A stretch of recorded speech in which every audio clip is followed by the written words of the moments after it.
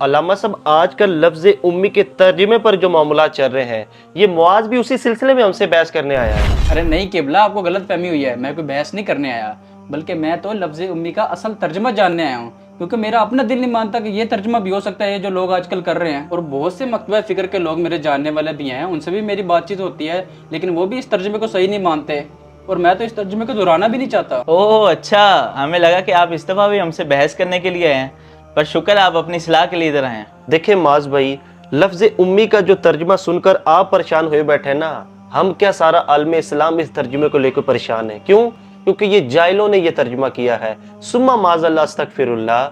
कोई भी नबी का उम्मती अपने नबी के बारे में अनपढ़ का लफ्ज़ इस्तेमाल कर सकता है? वो तो उसने अपनी नाकिस इल्म के मुताबिक किया है ना। क्यों? क्योंकि वो आलिम नहीं होते, वो जाहिल ही होते, जिसकी वजह से उनसे इल्म की बात तो कभी सादर हो ही नहीं सकती, जहालत ही उनसे सादर होगी। अब दूसरी बात, उलमा कराम ने जो लफ्ज़ उम्मी का तर्जुमा किया है वो बहुत खूबसूरत है। उम्मी का मतलब ये नहीं अनपढ़, अस्तगफिरुल्लाह, बल्कि उम्मी का तर्जुमा उलमा कराम ने ये किया है जो दुनिया में किसी से ना पढ़ा हो, बल्कि अल्लाह ताला ने खुद पढ़ाया हो। बिल्कुल मुआज भाई, दानिश भाई ने जो तर्जमा किया है बिल्कुल कमा हक़्क़ुहु, बिल्कुल दुरुस्त तर्जमा किया है। उलमा का यही तर्जमा है। याद रखिए, ये जो लफ्ज़ उम्मी है इसका तर्जमा करने वाले 3 किस्म के लोग हैं। पहले जुहला हैं, जिनका तर्जमा सुनकर आप यहाँ पर आए हैं। दूसरे उलमा हैं, और उलमा का तर्जमा माशाल्लाह हमारे दानिश भाई ने बड़ा खूबसूरत तर्जमा किया है, और यही हमारे उलमाए रब्बानियीन ने, उलमाए हक्का ने यही तर्जमा किया है जो अभी दानिश भाई फरमा रहे थे।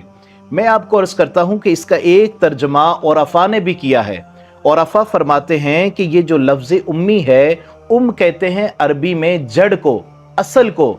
जैसे हम कहते नहीं है या उम्मी, माँ को पुकारने के लिए हम कहते हैं या उम्मी, तो माँ जो है ये औलाद की असल है।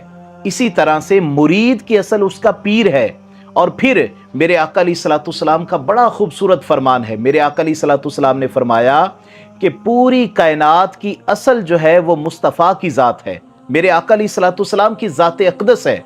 मेरे आका अलैहिस्सलाम की ज़ात मुनव्वरा है। मेरे आका अलैहिस्सलाम क्या फरमाते हैं कि सारी कायनात की असल मुस्तफ़ा की ज़ात है। अब जो लोग मेरे आका अलैहिस्सलाम के साथ जुड़े रहेंगे, अपनी जड़ के साथ, अपनी असल के साथ जुड़े रहेंगे, वो हमेशा पाक रहेंगे। इसकी मिसाल मैं अक्सर यूं दिया करता हूं कि हमारे जिस्म के अंदर ब्लड है, खून है, ये बहता रहता है, हमारी बॉडी में मौजूद है। हम कुरान पढ़ें, कुरान पढ़ सकते हैं, नमाज पढ़ें, नमाज पढ़ सकते हैं, कुरान को पकड़ना चाहें, कुरान पकड़ सकते हैं। हम तवाफ करें, हज करें, कुछ भी करें, हम सारी इबादत कर सकते हैं। लेकिन कुरान कहता है कि अगर खून बॉडी से निकल जाए, बहता हुआ खून दमे मसफू हुआ करता है, और बहता हुआ खून चूंकि नापाक है, जिस जगह पे लगेगा उस जगह को भी नापाक करेगा, कपड़े पे लगेगा कपड़े को भी नापाक करेगा। अब मुझे ये बता दीजिए कि जो अपनी असल को चीज छोड़ देती है, नापाक हो जाती है, और जहां पर जाती है उसे भी नापाक करती है, तो वो लोग जो आका अलैहिस्सलाम का दरे अक़दस छोड़कर आका अलैहिस्सलाम से अपनी तवज्जुहात को हटाकर इधर उधर भटक रहे हैं। मेरे इमाम ने तो इनके बारे में फरमाया है ना कि जो तेरे दर से यार फिरते हैं, यूं ही दर बदर ख्वार फिरते हैं।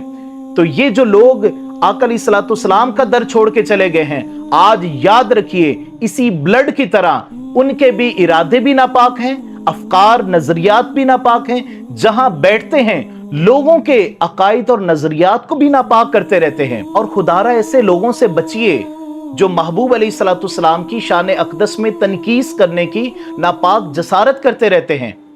मेरी एक बात को याद रखिएगा हमेशा, ये जितने लोग आज हुजूर अलैहिस्सलाम के खिलाफ नफरत का बीज बो रहे हैं, ये कुछ नहीं कर सकते।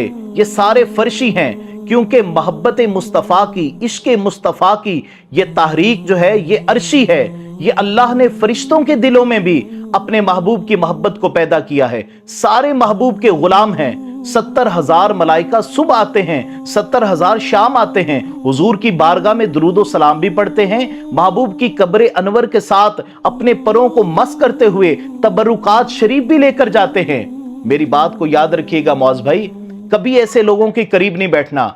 ये लोग नफरत फैला रहे हैं, और ये जो मोहब्बत मुस्तफ़ा की तहरीक है یہ عرشی ہے، یہ بغض مصطفیٰ کی تحریک، یہ فرشی ہے، اور یہ سارے فرش والے مل کر بھی عرش والوں کا کچھ نہیں بگاڑ سکتے۔ ارے واہ ماشاءاللہ علامہ صاحب، وہی میں سوچوں کہ کوئی مومن اس طرح کا ترجمہ کیسے کر سکتا ہے، لیکن آپ نے جو 3 قسم کے لوگوں کا بتایا کہ اس طرح ترجمہ کرتے ہیں، اس سے صاف ظاہر ہوتا ہے کہ ایک جاہل قسم کے لوگ ہیں جو اس طرح کا ترجمہ کرتے ہیں۔ بس اللہ پاک سے دعا ہے کہ ہمیں اشکان رسول علماء کرام کی صحبت میں رکھے، آمین۔